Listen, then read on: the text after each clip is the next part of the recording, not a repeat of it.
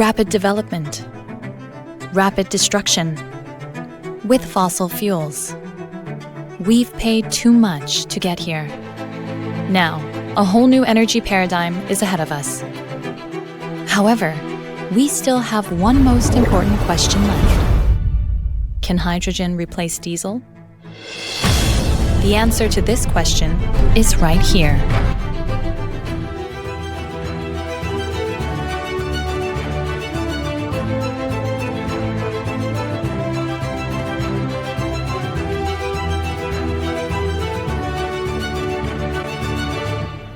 This was so quiet. It was powerful. I felt that it was powerful.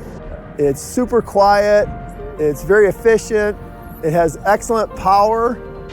It's a lot smoother, comfortable ride. Mine shakes, rattles, and rolls, and this is just smooth, quiet. You don't hear nothing. Well, what's great is they're quiet, they're comfortable, very different from the diesel engine. The fuel cell technology has developed to a point where it's a real and viable option. I could definitely see a driver falling in love with both the driving aspect as well as the technology.